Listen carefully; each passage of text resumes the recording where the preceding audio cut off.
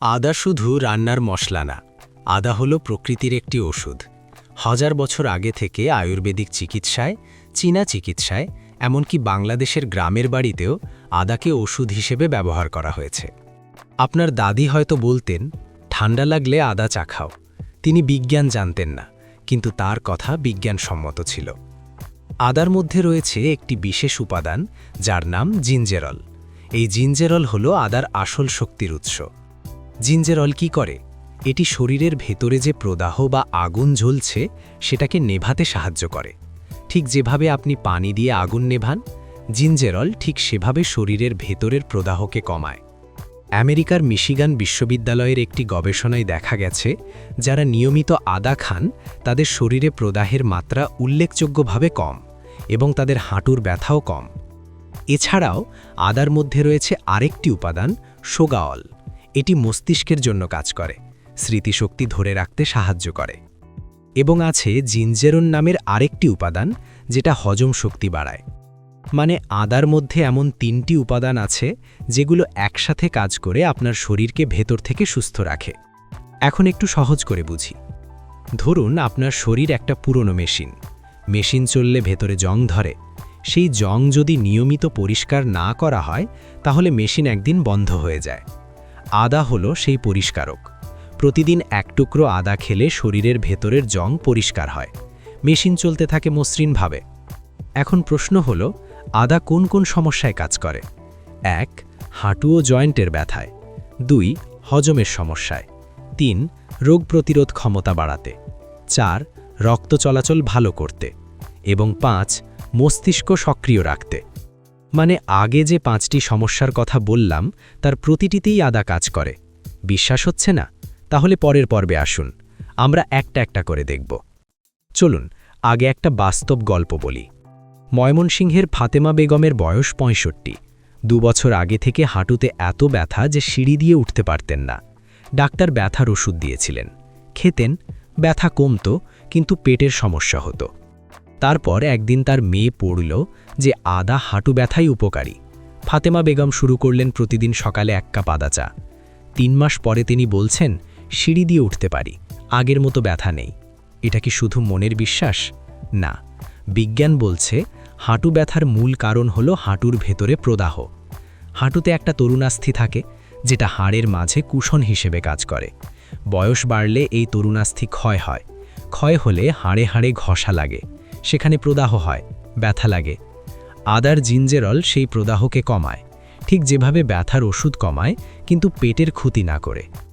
2015 সালে প্রকাশিত একটি গবেষণায় দেখা গেছে, যারা হাঁটু ব্যথার রোগী তারা যদি দৈনিক 255 মিলিগ্রাম আদার নির্যাস খান, তাহলে তাদের ব্যথা উল্লেখযোগ্যভাবে কমে।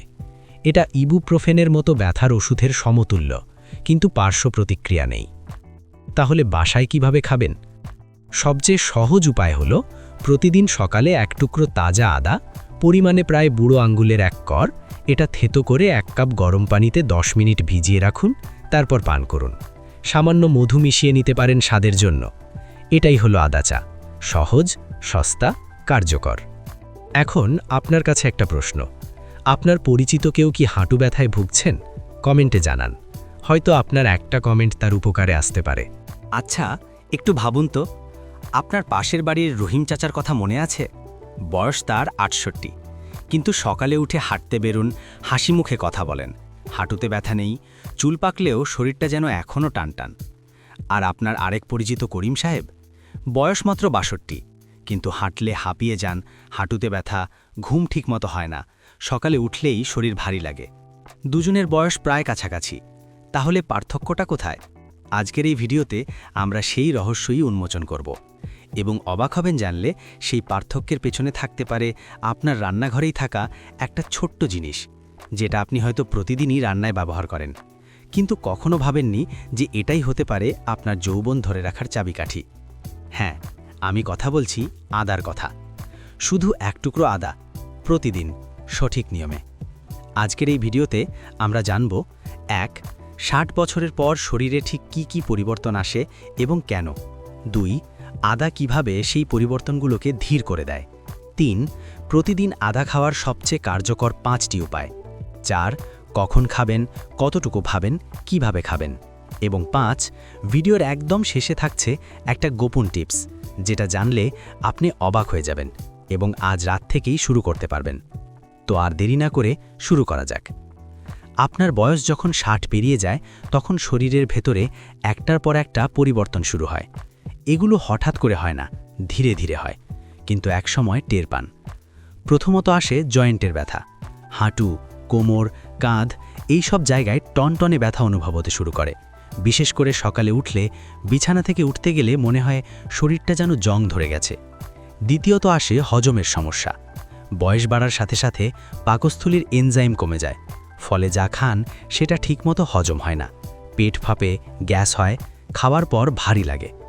তৃতীয়ত আসে রোগ প্রতিরোধ ক্ষমতা কমে যাওয়া, মানে শরীরের ভেতরে যে সৈন্যবাহিনী আছে যেটা রোগ জীবাণুকে মারে সেটা দুর্বল হয়ে পড়ে, ফলে ঘন ঘন ঠান্ডা লাগে, জ্বর হয়, সহজে সুস্থ হওয়া যায় না। চতুর্থত আসে রক্ত চলাচলের সমস্যা। শরীরে রক্ত ঠিকমতো যায় না বলে হাত পা ঠান্ডা থাকে, ক্লান্তি লাগে, মাথা ঘোরায়। এবং পঞ্চমত আসে মস্তিষ্কের ধার কমে যাওয়া। স্মৃতিশক্তি একটু একটু করে কমে, কোথায় চাবি রাখলেন মনে নেই, কার নাম ভুলে যান। এখন আপনি কি কমেন্টে জানাবেন এই 5টার মধ্যে আপনি কোন সমস্যাটা সবচেয়ে বেশি অনুভব করছেন? লিখুন 1, 2, 3 নাকি 5। এবার আসি মূল কথায়। বিজ্ঞানীরা বলছেন এই সমস্যাগুলোর মূলে রয়েছে একটি সাধারণ কারণ, সেটা হলো শরীরে প্রদাহ বা ইনফ্লেমেশন বেড়ে যাওয়া। ইনফ্লেমেশন মানে হলো শরীরের ভেতরে এক ধরনের আগুন জ্বলতে থাকে, বাইরে থেকে বোঝা যায় না, কিন্তু ভেতরে ভেতরে শরীরকে ক্ষয় করতে থাকে। হাঁটুর তরুণাস্থি নষ্ট করে, রক্তনালী শক্ত করে, মস্তিষ্কের কোষ দুর্বল করে। এই ইনফ্লেমেশন কমাতে পারলেই শরীর অনেকটা সুস্থ থাকে। আর ঠিক এখানেই আদার অলৌকিক ভূমিকা শুরু হয়। 60 পেরোলে আরেকটা সমস্যা প্রায় সবার হয়, সেটা হলো হজমের সমস্যা।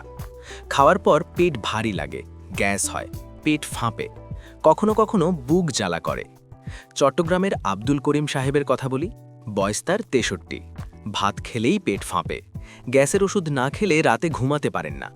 অথচ তার ছেলে তাকে পরামর্শ দিল খাওয়ার আগে কয়েক টুকরো আদা চিবিয়ে খেতে। মাত্র 2 সপ্তাহে করিম সাহেব বলছেন গ্যাসের ওষুধ আর লাগছে না। কেন হয় এটা? আদা পাকস্থলীর মধ্যে হজমের এনজাইম তৈরি বাড়িয়ে দেয়, মানে খাবার দ্রুত ভাঙতে সাহায্য করে, ফলে পেটে গ্যাস কম জমে। এছাড়াও আদা পাকস্থলীর পেশির নড়াচড়া বাড়ায়, মানে খাবার তাড়াতাড়ি নিচে নামে, পেট হালকা লাগে। বমি বমি ভাব কমাতেও আদা অসাধারণ কার্যকর। যারা কেমোথেরাপি নেন তাদের বমি বমি ভাবে আদা ব্যবহার করা হয় বিশ্বের অনেক হাসপাতালে। খাওয়ার নিয়ম: প্রতিদিন দুপুরের খাবারের 15 মিনিট আগে 1 টুকরো কাঁচা আদা চিবিয়ে খান।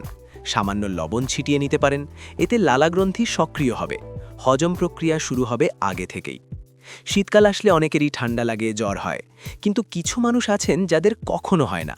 কেন? কারণ তাদের রোগ প্রতিরোধ ক্ষমতা শক্তিশালী। বয়স বাড়লে এই ক্ষমতা কমে যায়, কিন্তু আদা এই ক্ষমতা ধরে রাখতে সাহায্য করে। আদার মধ্যে থাকা অ্যান্টিঅক্সিডেন্ট শরীরের কোষকে ক্ষতির হাত থেকে রক্ষা করে। আদার মধ্যে জীবাণুনাশক গুণও আছে, মানে ঠান্ডার জীবাণু, ব্যাকটেরিয়া এসব থেকে শরীরকে রক্ষা করে। রাজশাহীর সালেহা খাতুনের বয়স 67। প্রতি শীতে তার 2-3 বার ঠান্ডা লাগত। 2 বছর আগে থেকে তিনি প্রতিদিন সকালে আদা তুলসী চা খাচ্ছেন। গত 2 শীতে একবারও ঠান্ডা লাগেনি। তুলসী পাতা আমাদের দেশে বাড়িতেই পাওয়া যায়। 5-6টা তুলসী পাতা, 1 টুকরো আদা 1 কাপ পানিতে ফুটিয়ে নিন, একটু মধু দিন। এই চা প্রতিদিন সকালে খালি পেটে খান, শরীর ভেতর থেকে শক্তিশালী হবে।